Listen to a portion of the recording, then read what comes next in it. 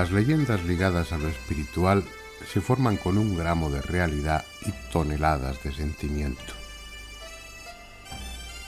En un suceso casi banal o en un simple objeto se vuelca tal cantidad de anhelos, de contenidos inconscientes, de recuerdos ligados a la especie, de símbolos en definitiva, que buscar la parte de verdad tangible o material es tan difícil como absurdo.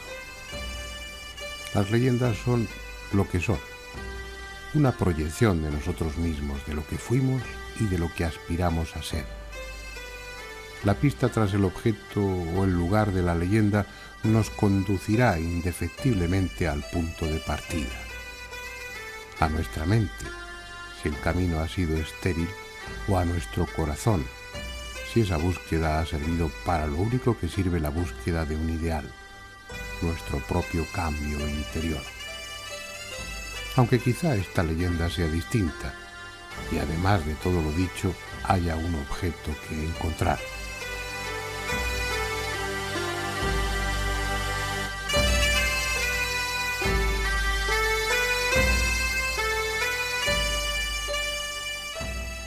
Según se cuenta, José de Arimatea, un piadoso judío de acomodada posición, fue quien se hizo cargo del cuerpo de Cristo tras su muerte. Algunas tradiciones sostienen que también conservaba en su poder el cáliz que Jesús había utilizado durante la última cena y que en ese mismo cáliz recogió la sangre que salía de las heridas del cadáver al limpiarlo. Ese recipiente, que para tan dos nobles funciones había servido, es el objeto precioso a conseguir, el grial. La meta a alcanzar por aquellos caballeros que, al menos eso dice la leyenda, partieron de estas tierras de Gales, en el sur de Inglaterra, allá por el siglo VI. Lo cierto es que por entonces poco o nada se sabía de ellos. Tuvieron que esperar más de 600 años para que sus gestas, amores y desventuras fuesen dadas a conocer en un libro novelado escrito por un francés, Chrétien de Troyes, a finales del siglo XII. Pero no fue una espera en vano, porque lo que en ese libro se contaba fue llevado con asombrosa rapidez por narradores y juglares hasta el último rincón del continente. Era como si todos hubieran estado esperando ansiosamente a que se escribiera. Europa había sobrevivido al año 1000 sin que el anunciado reino de Dios llegase. Lejos de ello, lo que reinaba era la de a quien participase en tan cristiano empeño, todos los pecados le serían perdonados. Y si no con tesoros, los que regresaban venían con reliquias para venerar y extraordinarios relatos de aquellas lejanas tierras para contar. Una historia como la del Grial no podría haber encontrado mejor momento que aquel para prender en el ánimo popular. Una historia o leyenda o ambas cosas, que en tan injusta como imprescindible síntesis era más o menos así.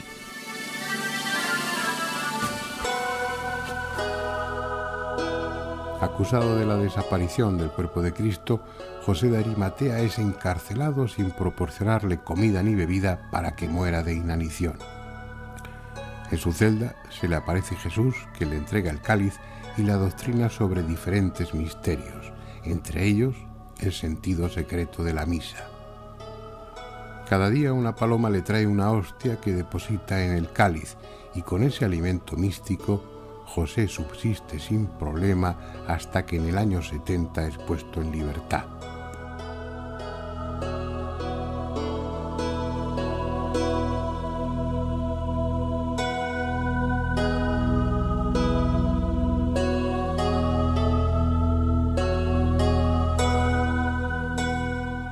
Acompañado de sus discípulos, instaura la primera mesa del Grial, que como la de la Última Cena tiene 13 asientos. En el de Jesús se coloca un pez, y el que corresponde a Judas queda inmediatamente vacío, porque devora o se traga a quien se sienta en él. Desde ese momento es conocido como el sitio peligroso, y solo podrá ser ocupado por alguien de especiales cualidades.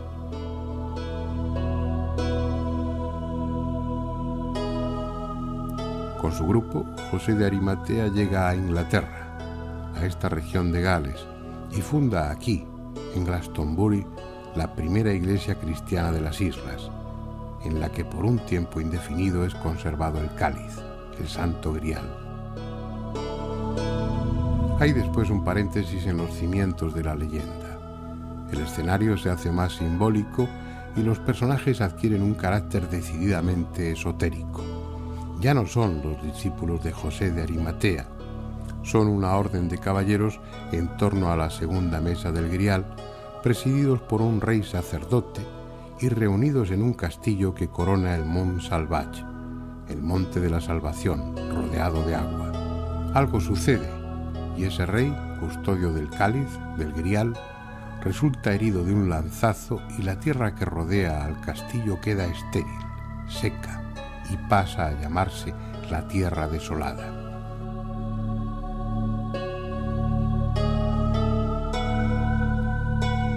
Así pues, cuando se inicia el ciclo del rey Arturo y sus caballeros de la tabla redonda, el Grial está en un simbólico monte de la salvación, en medio de la tierra desolada y custodiado por un rey herido que no puede morir hasta que no haya expiado su culpa. Además, el cáliz se ha complementado con otros objetos. La lanza que hirió al rey y que por alguna razón se relaciona con la lanza que usó el legionario romano para herir el cuerpo de Jesús en la cruz. Una espada y una bandeja o fuente.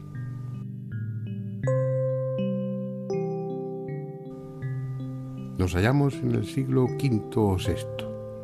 Merlín, un mago dotado de extraordinarios poderes, conocedor de secretos paganos y antiquísimos, al que sin ningún rubor las leyendas le atribuyen la construcción de Stonehenge, es además un mago cristianizado.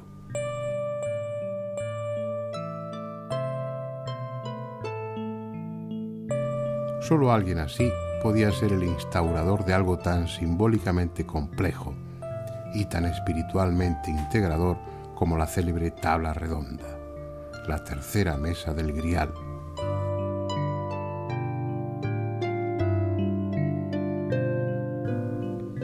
En torno a ella un rey, Arturo, síntesis de todas las virtudes que deben adornar a un monarca, rodeado de sus caballeros, cada uno de ellos expresión de los ideales de la caballería andante, como no podía ser menos.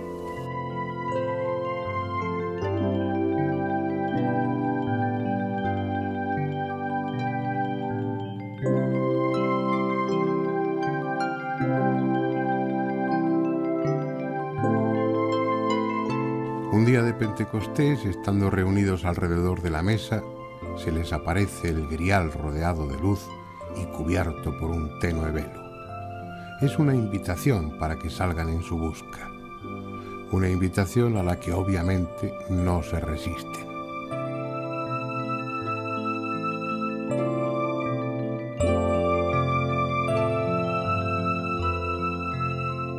Estar en cualquier sitio. Lo que sí saben es que una empresa de tal naturaleza solo es apta para caballeros tan valientes como puros de corazón. El resto depende del camino que elijan y de lo atentos que estén a las señales y sugerencias que en el propio camino irán apareciendo.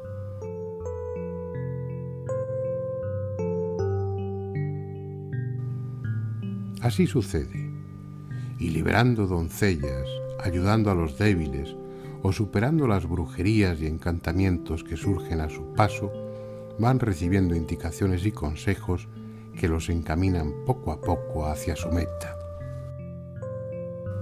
De los muchos que dejaron Camelot para ir en busca del Grial, solo 5 alcanzarán o estarán a punto de alcanzar su objetivo.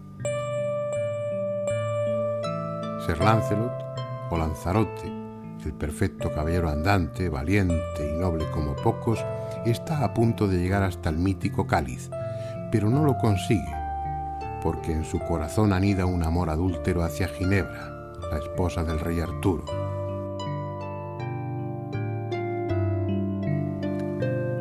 Ser Gawain llega también al castillo del Grial, pero no consigue verlo por estar demasiado apegado a lo material, a lo mundano y carecer de la necesaria humildad.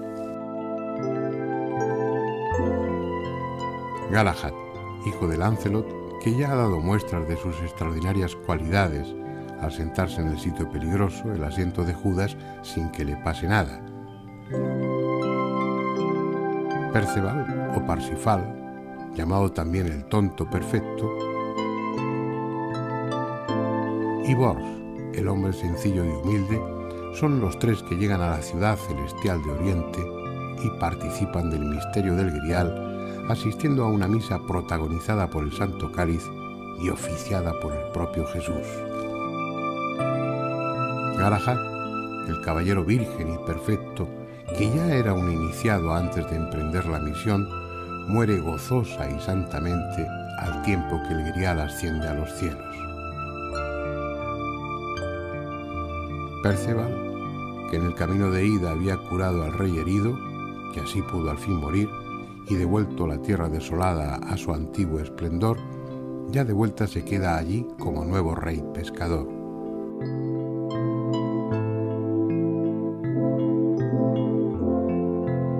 Solo Bors, el hombre corriente, que sin duda ha dejado de serlo tras su experiencia iniciática, es quien regresa a Camelot para dar cuenta de lo sucedido.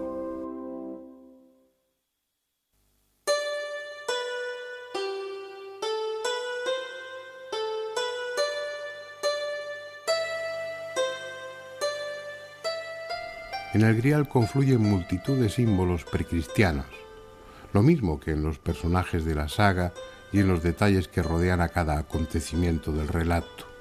Aunque cristalizado en el cáliz, el objeto de la demanda, de la búsqueda, es en sus orígenes casi cualquier cosa. Una piedra, un cuenco, un diamante caído de la frente de Lucifer, un meteorito.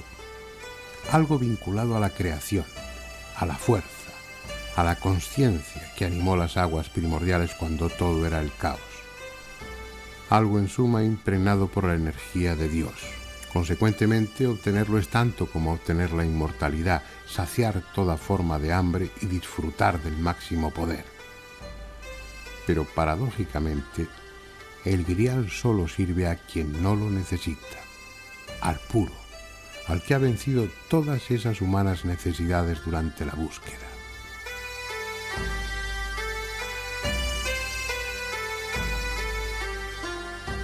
En buena lógica, el Mont Salvatge, el monte de la salvación en medio de la tierra desolada, no puede ser otro que este, el monte de las tentaciones, donde Jesús, el hombre arquetipo, domina su parte densa y asume su condición divina.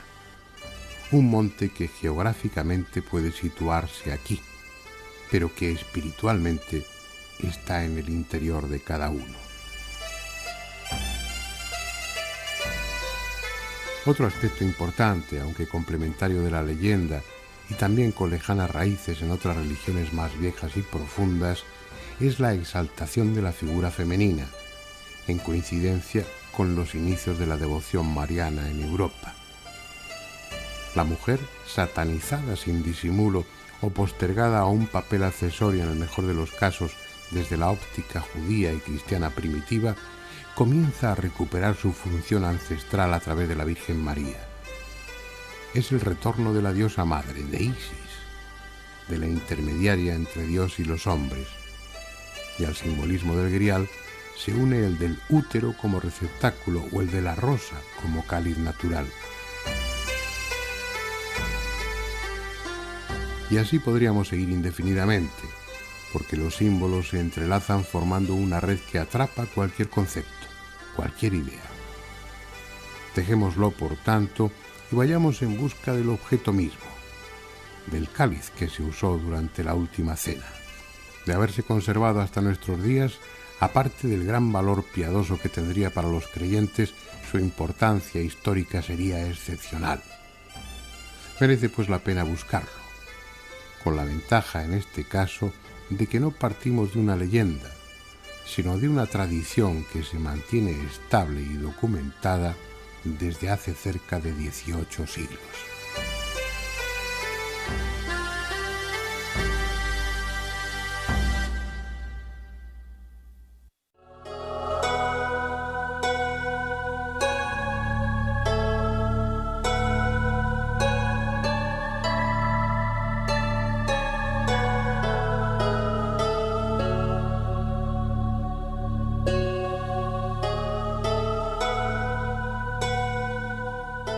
Es el año 258 y la Iglesia está siendo acosada y perseguida. Sixto II, el Papa de entonces, encarga a su diácono Lorenzo que saque de Roma y ponga a salvo los más preciados bienes, especialmente el cáliz usado durante la última cena y que el propio San Pedro había llevado a la capital del imperio.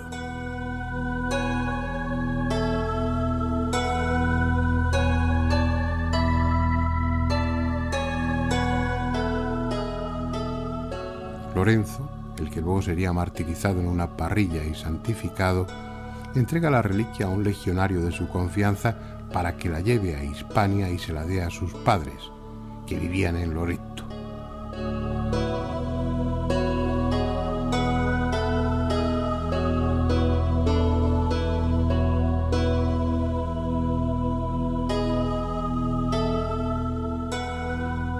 Y allí debió estar en algún lugar de lo que hoy es un barrio de la ciudad de Huesca, hasta que en el año 553 el obispo Vicencio manda construir dos iglesias, una dedicada a San Lorenzo y otra a San Pedro, que aunque reformada y ampliada durante el románico, sigue ahí, conocida como San Pedro el Viejo, donde se conservaba con veneración el cáliz y donde tal vez seguiría estando de no haberse producido la invasión de los árabes.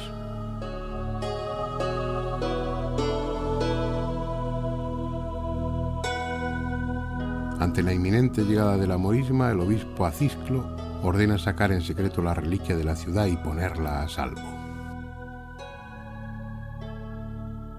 Llega de esa forma a Yebra, más o menos hacia el 715, donde es escondido en una cueva ermita junto a los restos de Santa Orosia, una mártir cristiana que fue torturada y muerta por no querer convertirse al Islam.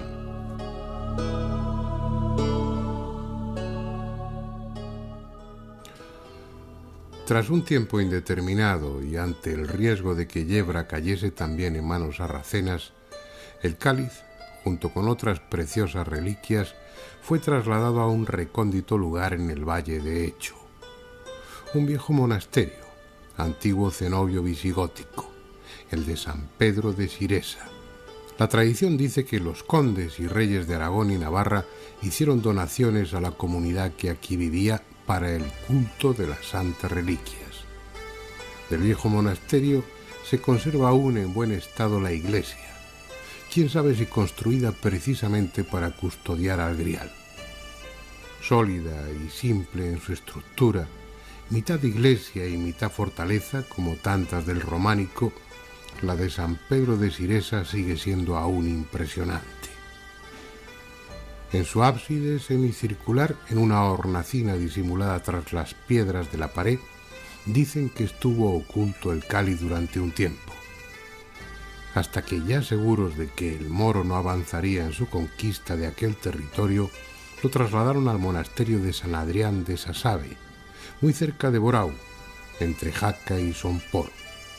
No está claro en qué lugar preciso se conservó el cáliz, pero es más que probable que fuese en la iglesia de Santa María, cubierta por esta ermita de San Adrián, de la que sólo algunos arcos románicos que perduran dan idea de lo que fue en otro tiempo. En lamentable estado, inundada desde hace años, la ermita es la imagen misma del abandono y la desolación. La mayoría de sus visitantes ocasionales ignoran que bajo el agua y las losas removidas del suelo están los restos enterrados de los 7 obispos de Aragón en Sasabe, que custodiaron el Santo Grial. Solo sus restos, porque la mítica copa no terminó aquí su errática andadura.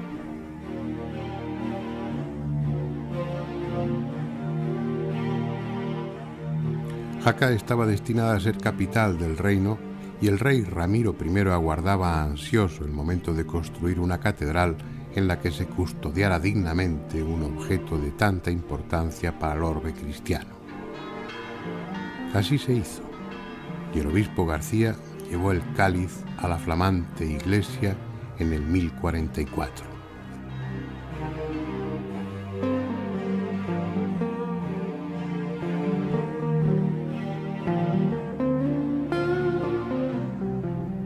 Como era de esperar, allí no permaneció demasiado tiempo.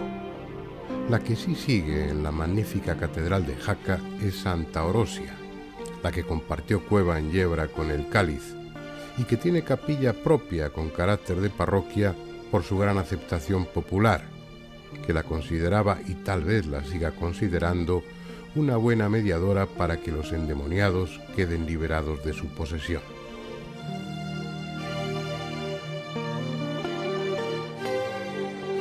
Aunque a costa de casi una revuelta ciudadana, el Grial fue sacado de Jaca y trasladado al monasterio de San Juan de la Peña, lugar extraño donde los haya y tan lleno de raíces paganas, de antiguos ritos, que parece que atrajese a místicos de toda condición y creencia como la miel a las moscas.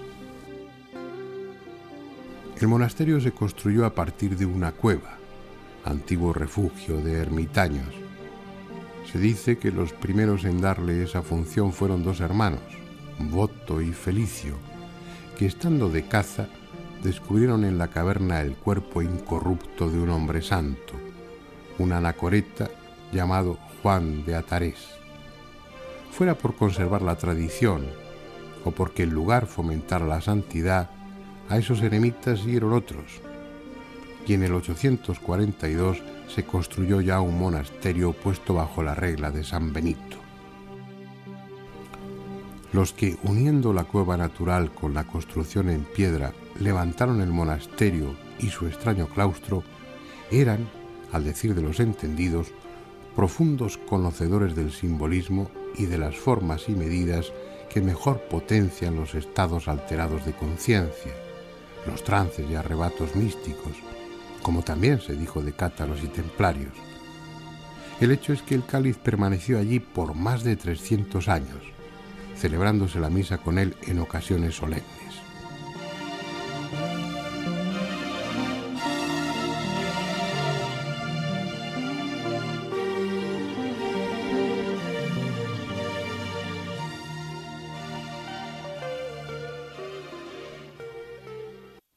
Vamos a profundizar en algunos aspectos de este tema con Francisco de Oleza.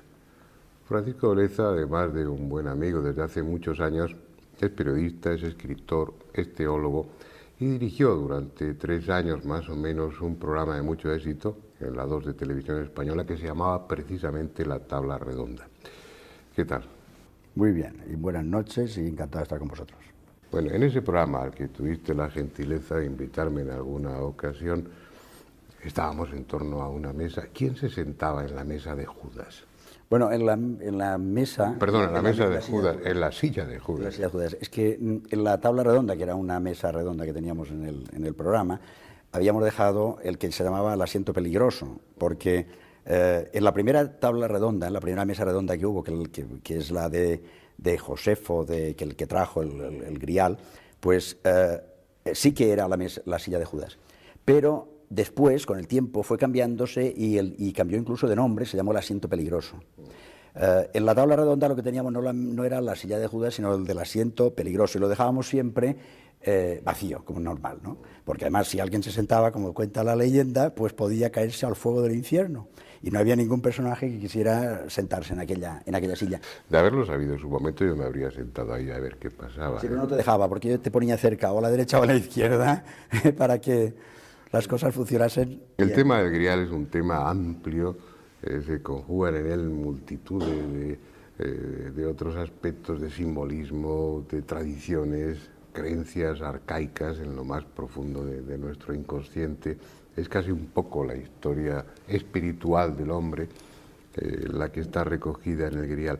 Pero bueno, eso nos llega a nosotros sobre todo a través de la leyenda del rey Arturo, que es donde se estructura, donde esos personajes ya, cada uno de ellos tiene una personalidad, representa, simboliza algo, y al mismo tiempo, bueno, pues sirve para que el lector se identifique o no con cada uno de ellos. Pero ¿son personajes que existieron realmente o no? Bueno, el Arturo, que es el primero de todos, la mesa del rey Arturo y la tabla de los caballeros del rey Arturo, siempre se habla, aparece por primera vez en una historia que escribió Monmouth, que era la historia de los reyes de Bretaña, y entre todos ellos pues aparece un Arturo, que es un individuo, un rey de leyenda, sin reino, pero que era un gran conquistador, no sabemos de qué reinos, que a veces estaba y a veces no estaba, un presente ausente en muchas circunstancias, que fue el que propició que los historiadores posteriores se fijasen en él en la búsqueda de leyendas que hicieran su propia historia. Y claro, entre todos los que había escrito Monmouth, pues evidentemente este era el que presentaba unos rasgos más de leyenda. Si me dices si existió o no existió, pues es evidente que no existió Arturo como tal. Lo que puede ser es que hubiera habido algunos personajes que hubieran dejado en la memoria de los siglos y de los tiempos y de las gentes, pues algunas hazañas que luego se conjuntasen todas, y el escritor pues las aunase y las pusiese bajo el nombre de Arturo. Lo que sí parece claro es que, bueno, personajes inventados totalmente o partiendo de algunos hombres auténticos que existieran, aunque no estuvieran cubiertos y adornados con todas esas virtudes, esos caballeros míticos. Lo que sí está claro es que sobre ellos se han colocado, se han puesto toda una serie de características de tipo simbólico que hace que cada uno de ellos sea una especie de arquetipo a su vez, ¿no? Es que todos ellos somos nosotros. Nosotros somos Galaad y nosotros somos Lanzarote y nosotros somos tal. Lo que nosotros no somos es Arturo, porque Arturo es un ser, como he dicho antes, presente y ausente, y por tanto es alguien que se acerca a nosotros, pero está como un prototipo al que deberíamos llegar, pero muy después de recorrer caminos de una trascendencia impresionante. Es decir, que Arturo ni siquiera llega a ser un arquetipo nuestro. Nosotros más bien somos Lanzarote, somos Galaad, porque había como 150 caballeros, aunque se habla que había personajes de la historia de los caballeros de la tabla redonda, pues eran casi 1 millar personajes. Lo que ocurre es que los que más salen son 3 o 4 o 5, y en todas las novelas que se han ido escribiendo, en todas las leyendas que se han ido escribiendo también, pues aparecen sobre todo algunos de ellos. Estos, los más representativos, somos nosotros, cada uno de nosotros, cuando somos buenos, cuando somos malos, cuando queremos tal, cuando pecamos, cuando no sé qué. ¿Por qué? Pues Lanzarote pues quería llegar como todos nosotros, quería llegar al sumum y no llegó. Pues ¿por qué? Porque se enamora de Ginebra, que era la mujer del rey ausente, importante de Ginebra. Ese es un personaje que a mí siempre me llama la atención, ¿no? Se utiliza en la narración como pretexto, como recurso, como justificación, como hasta con un papel no muy airoso, que es el de engañar a su marido para tener relaciones con Sir Lancelot. Ginebra. ¿Por qué digo que es más importante casi que Arturo? Porque sin Ginebra no existiría ni Arturo, ni la tabla redonda, ni los caballeros. ¿Por qué? Porque ella representa la feminidad. Pero la feminidad, no la mujer, sino la feminidad que tanto tiene la mujer como el hombre. Y entonces, exactamente lo mismo, la feminidad que tenemos todos. Y claro, cuando decimos feminidad, decimos las mujeres, pues no. ¿Y por qué no existiría nada? Porque ella es la atracción. Es decir, hay caballeros porque hay una mujer bellísima, y eso ya está dicho todo, el símbolo de la mujer bellísima que atrae a los caballeros, pero con la cual ninguno puede tener amores, porque ella es la esposa de ese rey ausente. Por tanto, no es que, diríamos, le ponga cuernos a Arturo, es que ella representa lo intocable, pero lo atrayente. Y es decir, es la virgen que atrae, es la madre que atrae, pero que engendra sin haber tenido ninguna relación con nadie. Entonces, cuando un caballero, como por ejemplo Lanzarote, se enamora de ella, destruye todo el gran entramado, la tabla redonda, y se viene abajo. Y entonces viene la tierra desolada y viene todo en fin, el mundo del desierto. Los estudiosos del tema del Grial y del mito de Rey Arturo aluden también a la copa como puede ser como una especie de útero, también de receptáculo de vida, ¿no? Un receptáculo. Vas por esa línea. Por esa línea, es el vértigo. Es decir, si nosotros buscamos, cualquier persona que está ahora escuchando y tal, si a la vida le da miedo, terror y por otra parte le atrae, es porque es como un hueco y un vértigo. Tenemos vértigo de vivir y vivimos vertiginosamente. Es decir, entonces, claro, la mujer también es, hasta su forma fisiológica de ser, es justamente el continente. Y el varón es aquel que puede acceder a ese continente, pero no siendo el que lo tiene que llenar, puesto que a través de ella él se llena de espiritualidad. Por eso los místicos decían la esposa del Señor. Ellos se hacen femeninos por dentro, es decir, hay que hacerse grial, continente y por tanto tal. Pero eso no es del cristianismo. Coges el mito de Isis y Osiris en Egipto y estás también con lo mismo, escarbas en esa misma cultura y te encuentras las aguas primordiales, te encuentras ese mismo concepto de agua que tiene que estar en un receptáculo en el que, bueno, pues el neófito o el despistado puede valorar el continente sin tener en cuenta que lo que importa es el contenido y que el continente a lo más le da una forma circunstancial, temporal, ¿no? Nosotros existimos tanto cuanto podemos llegar a ser el mito. El mito no es que sea algo que nosotros nos inventamos, sino algo que viene de arriba. Ejemplo, decimos Ronaldo, es un mito. ¿Es un mito? ¿Quién es Ronaldo? Pues me parece que es un futbolista, ¿no? Creí que era un caballero de la No, pero es igual, es hablar de caballeros, hablar de futbolistas, hablar de artistas de cine, es hablar de lo que quieras. Todos somos caballeros. Lo que ocurre es que nosotros, una de dos, o hablamos en plan simbólico de la tabla redonda y decimos yo quisiera ser como Galahad, como Lanzarote, tal, no. Como Lanzarote, pero sin acabar con el tinglado enamorándome de Ginebra. Pero cuando nosotros decimos, por ejemplo, que Abaganen es un mito del cine, o decimos lo del Ronaldo, o decimos lo de tal, ¿qué queremos decir? Pues que nos parece que este ha superado la situación de irrealidad en la que vivimos todos y ha alcanzado algo de esa otra realidad mítica que somos nosotros, pero en el B, en lo que querríamos llegar a ser.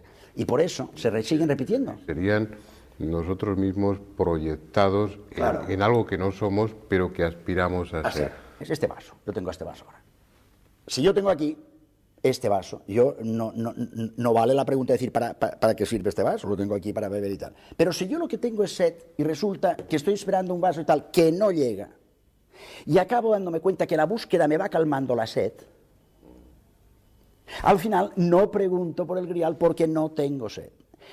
¿A quién sirve el grial? A aquel que busca teniendo sed y va dejando de tener sed porque lo busca. Ahí está el tema. Es decir, que sirve al que lo busca, pero es útil y eficaz para aquel que ya se ha convertido en grial y ya ni lo quiere, porque él ya no tiene sed. Él es la fuente que emana aguas vivas.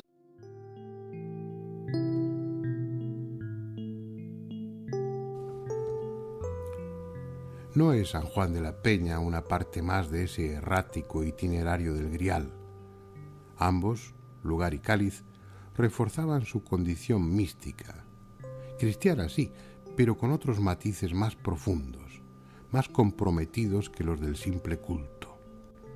No es un enclave para la devoción piadosa, sino para la integración con el todo, para la búsqueda interior, aunque eso no complaciese a la Iglesia de Roma, más empeñada desde siempre en mantener un rebaño disciplinado y obediente que en permitir caminos alternativos de salvación por muy cristianos que resulten.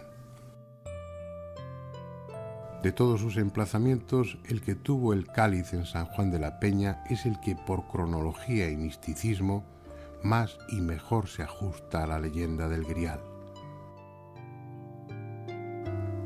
Sin embargo, no sería la última etapa de aquel viaje emprendido siglos atrás en Galilea. Un documento, fechado el 29 de agosto de 1399, recoge la decisión del rey de la Corona de Aragón, Martín el Humano, de que el cáliz sea entregado por el abad de San Juan de la Peña.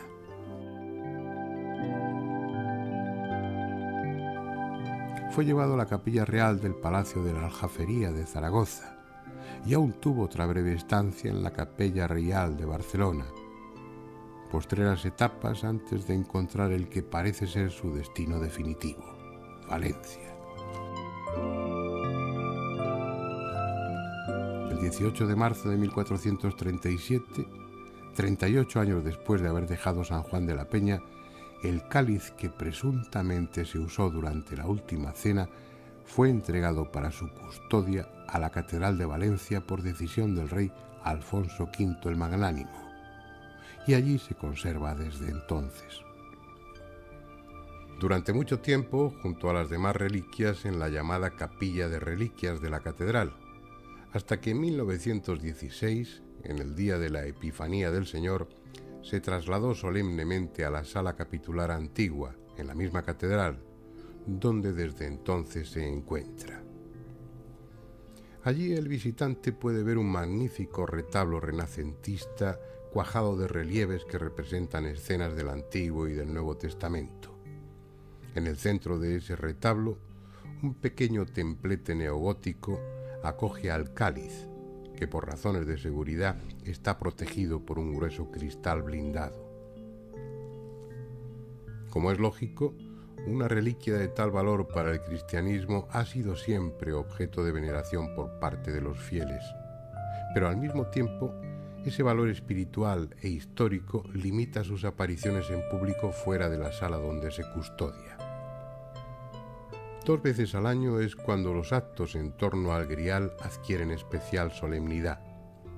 Una es el Jueves Santo y la otra, a la que estamos ahora asistiendo, el último jueves de octubre, fiesta anual de la Cofradía del Santo Cáliz, fundada en 1951.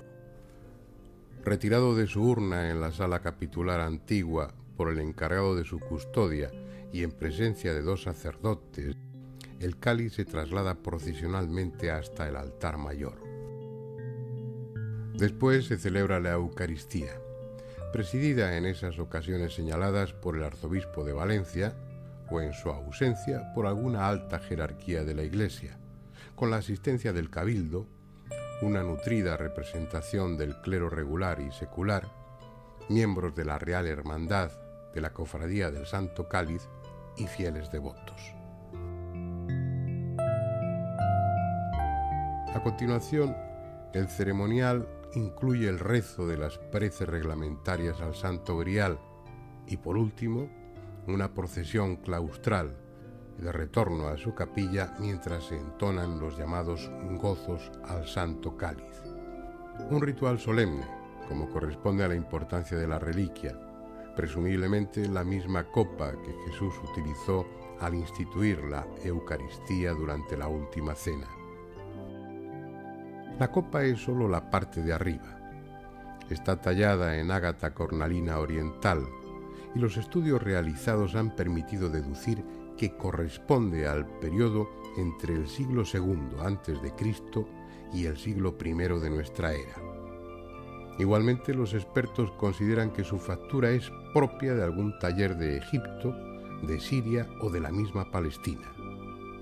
Características que la sitúan en la época y en el entorno correctos para ser lo que la tradición afirma que es, el Santo Grial.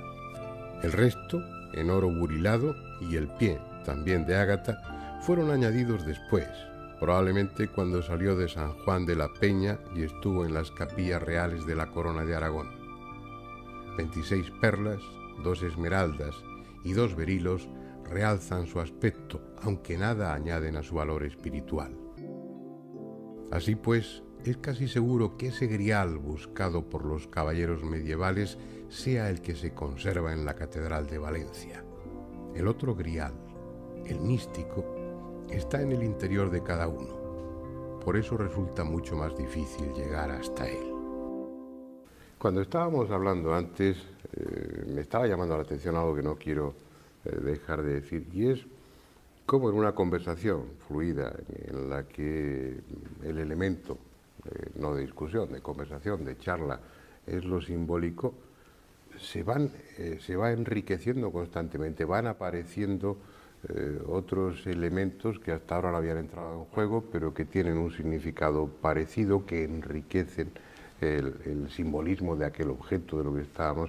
Hablabas de la copa, del cáliz, esa descripción que hacías de la parte de arriba se coloca abajo y sirve de peana, ¿no? Cuando lo juntas, cuando ocupa su lugar, es eso, es la esfera, es el huevo cósmico. Has hecho el proceso alquímico. Lo que pasa es que uno tiene la sensación, al referirnos a la grial, que cuando eso se produce, ya se ha completado un ciclo, ya no hay nada. Eso es lo que sería la vuelta al principio. Se completaría el ciclo artúrico de verdad. Porque el ciclo artúrico sería como el ciclo trascendente del hombre. Es decir, por esto decía, ha habido un momento que he hablado que el ciclo artúrico, en el fondo, es una metahistoria. Más allá de la historia, es una superhistoria. ¿Y qué quiere decir esto? Justamente esto, porque la búsqueda de los caballeros es siempre, cuando se les escapa el grial, la primera aparición en la que tienen, esa que hemos llamado de Pentecostés, por así decirlo, justamente dice, debemos buscar lo perdido. ¿Y qué es lo perdido? Lo olvidado. Entonces hay que volver. ¿Y qué hemos olvidado? El origen.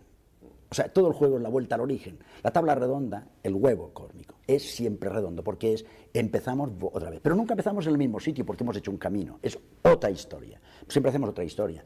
Y cuando hablamos de esto, pues decía, es que empezamos a hablar y fíjate, van saliendo cosas y tal, ¿no? Pues, por ejemplo, ¿por qué la mesa es redonda? Hay un centro, el centro que siempre se busca, el falos, el ombligo del mundo, tiene que ver con el huevo del mundo. Siempre es, el origen es al final, el final.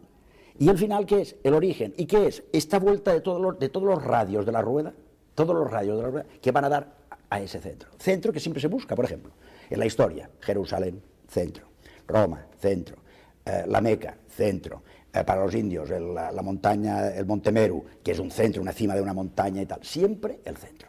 Siempre vamos buscando. ¿Y por qué determinados lugares? Pues por lo mismo de siempre. Hay que recorrer los bosques, hay que recorrer los caminos, hay que hacer un viaje iniciático, caminando, recorriendo unos determinados kilómetros del alma, kilómetros de vida, kilómetros de intensidad interior, para llegar precisamente a ese centro que somos nosotros mismos, porque al final, de la misma manera que la copa se convierte tal, la tabla somos nosotros, es nuestra historia, esto es nuestra historia. Por eso se repite y por esto seguimos hablando de ella, porque siempre es hablar de nosotros.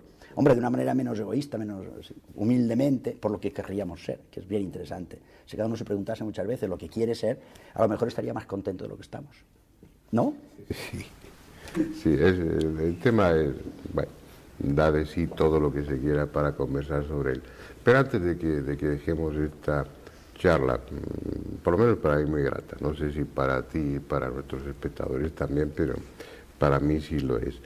Hay un personaje ahí que se me escapa un poco, porque bueno, estamos hablando de un mito, estamos hablando de un símbolo, estamos hablando de algo que la Iglesia utiliza en un determinado momento.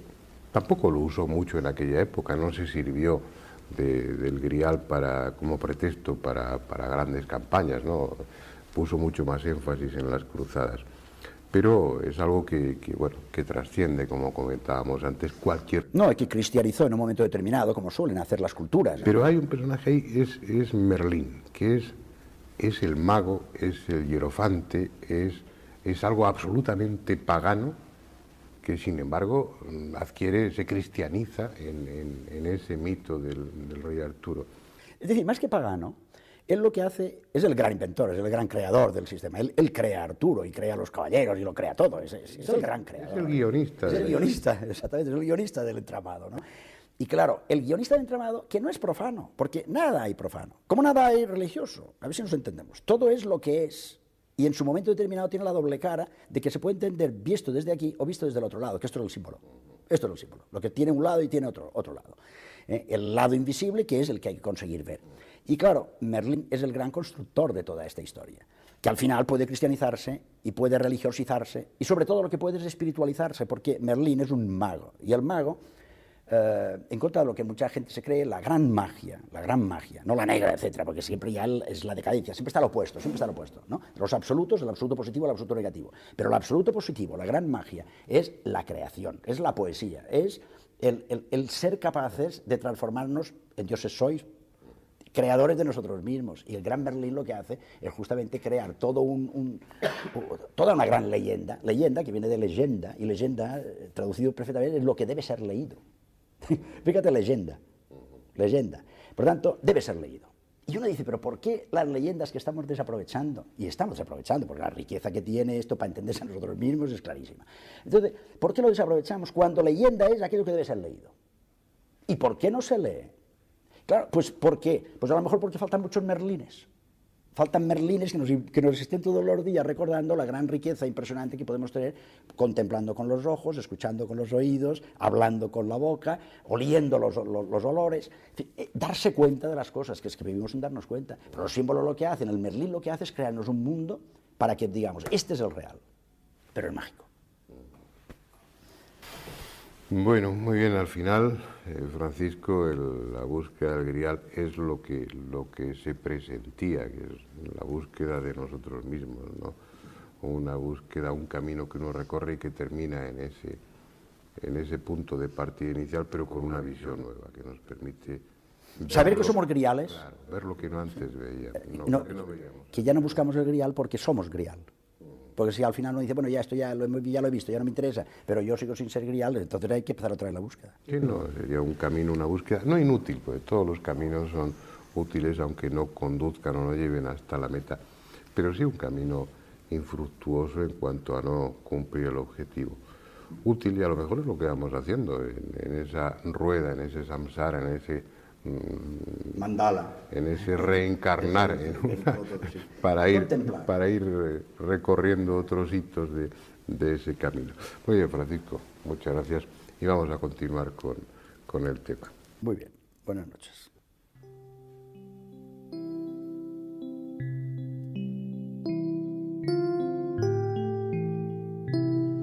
Y se consigue por medio de intervenciones de arzobispos, incluso según alguien, por la intervención del Papa Luna, se consigue que el abad del monasterio San Juan de la Peña entregue el Santo Cáliz. Y ahí tenemos el primer documento fehaciente del Santo Cáliz en 1399. Y en él se dice expresamente que se entrega al rey Martín el Humano no el cáliz que se dice es con el cual instituyó Jesucristo la Eucaristía, no, sino que categóricamente se afirma, se le entrega el cáliz sobre el cual Jesucristo instituyó la Eucaristía. Es una afirmación rotunda en un documento público que enlaza con los tiempos de Jesucristo, lógicamente. Porque también hay unas referencias, los historiadores ya no confían en este otro documento, pero hay referencias escritas de un auto del año 1134, en el cual se habla también del Santo Cáliz.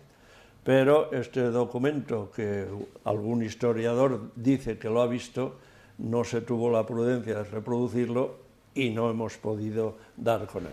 Ahora la Cofradía del Santo Cáliz, junto con la Real Hermandad, pues ha instituido una beca y hay una licenciada en Filosofía y Letras de Valencia que está haciendo un trabajo de investigación sobre el Santo Cáliz en los archivos de Aragón, de Madrid, del Vaticano, en fin, de Valencia, para ver si encontramos aún más antigua datación histórica del Santo Cáliz.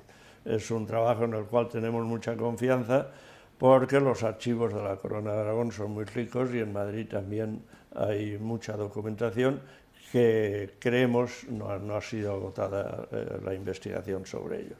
En eso estamos y veremos los resultados.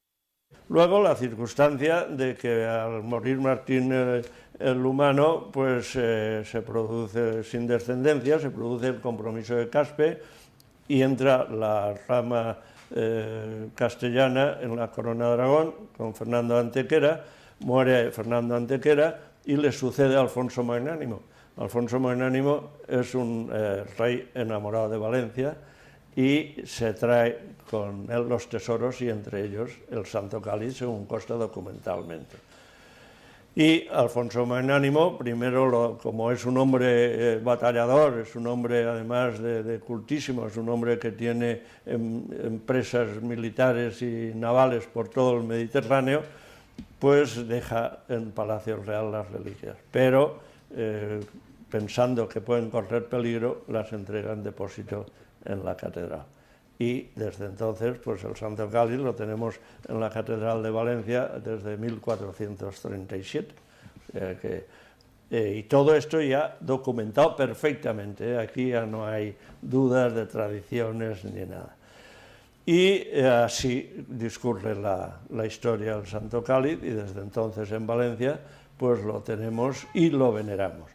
Tal vez no se le ha venerado con la pompa de vida, pero han habido muchos arzobispos que le han dedicado su veneración y entre ellos está San Juan de Ribera, un santo que en su Biblia de uso normal tiene anotado al margen del momento del Evangelio en el cual se detalla la institución de la Eucaristía, escrito de su puño y letra, una frase que dice: este cáliz se conserva en la Catedral de Valencia. O sea que es un relato de hombres santos que tienen una fe completa en la realidad y la verdad del santo.